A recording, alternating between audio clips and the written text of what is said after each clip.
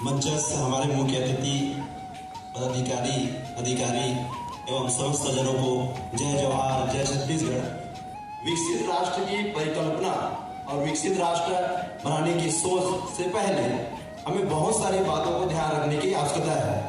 और जब हम विकसित राष्ट्र के लिए मजबूत कदम उठा रहे हैं तो सबसे पहले हमें यह जानकारी रखना है कि हमें विकसित राष्ट्र बनने से पहले क्या क्या समस्याएं आ सकती हैं। हमारे बहुत सारे बुद्धिजीवी ने बोले कि हमें उद्योग और बाकी विकास के क्षेत्र में प्रयास करना है, लेकिन सबसे बड़ी समस्या है पर्यावरण। और पर्यावरण की दिशा में हम क्या कर सकते हैं, हमारी क्या भूमिका होगी, यह हमें ध्यान रखना है। विकसित राष्ट्र जितने हैं उनमें 8 मुख्य समस्याएं आई है, जिसको मैं पोर्टल के माध्यम से डालूंगा, जिसमें 2 मैंने नोटिस किया है, पर्यावरणीय स्थिरता और दूसरा है बढ़ते कार्बन डाइऑक्साइड के प्रभाव से निजात। ये 2 मुख्य समस्याएं आएगी। और इस 2 मुख्य समस्याओं से को समझाने के लिए हमारे पूर्वजों ने छत्तीसगढ़ में, पूरे छत्तीसगढ़ में अक्ति का त्योहार मनाया जाता है।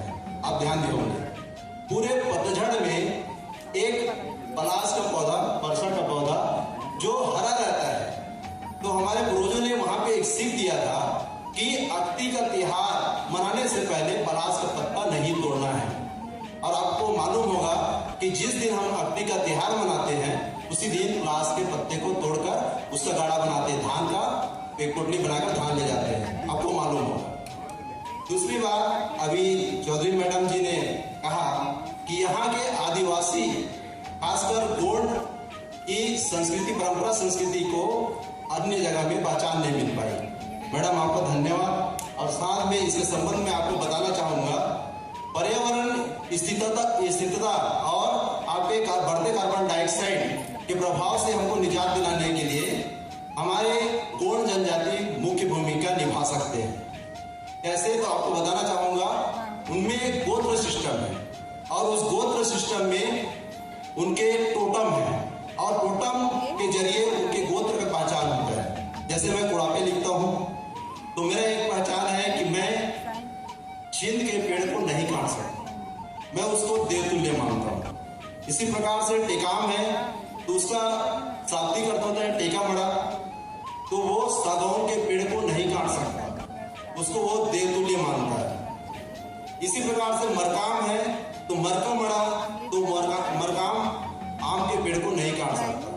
इसकी जागरूकता हम अगर फैलाएं, जैसे हमारे पास है कि वन विभाग जनजाति के सबसे ज्यादा करीब है, उनमें नुक्कड़ इत्यादि, जैसे आग लगता है, धावा बनता है, तो नुक्कड़ के लिए उनमें स्पेशल फंड भी होते हैं उनके पास। तो उस नुक्कड़ के माध्यम से उन जनजातियों को अगर इसके लिए अवेयरनेस कर दिया जाए तो हम पर्यावरण के संबंधी जितनी समस्या है उससे कुछ हद तक हम रोकथाम या फिर अच्छा कर सकते हैं।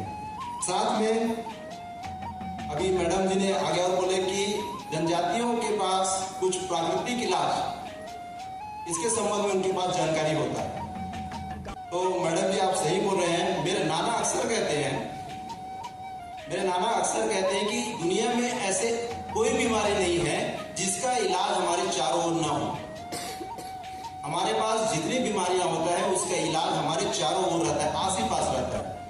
इसके संबंध में उनसे प्रैक्टिकल किया कि मैं बोला कि खांसी हुआ है मुझे, उसकी इलाज बताइए। उन्होंने वही खेत में एक खिड़ी करके एक बन रहता है, उसमें फूल लगा रहता है, खेत में जो गए होंगे वो देखे होंगे, एक गोल गोल ऐसे फूला रहता है।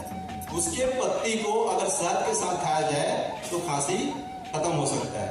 ऐसे बहुत सारी चीजें हैं जो हमारे अभी भादो पंचमी, आपको मालूम होगा ये भादो का पंचमी आएगा, उसमें सारे लोग गाजे बाजे के साथ जंगल जाते हैं और वो जंगल जाकर वहां से जड़ी बूटी निकालते हैं। लेकिन हम विकास के अंधाधौड़ में हम ये भूल जा रहे हैं कि उन जड़ी बूटी जितने क्षेत्र हैं उनको संरक्षित नहीं कर पा रहे हैं। तो मैडम जी मैं ये चीज को भी आकर्षित करना चाहूंगा, आप लोग को ध्यानाकर्षण कराना चाहूंगा कि हमें ये भी ध्यान देना है कि ऐसे क्षेत्र जहाँ पे ये भादो पंचमी में जो बैगा बुनिया लोग जाते हैं उस क्षेत्र को संरक्षित घोषित कर दिया जाए। इसी के साथ मैं अपने वाणी को यही विराम देता हूँ। जय जवाहर, जय छत्तीसगढ़।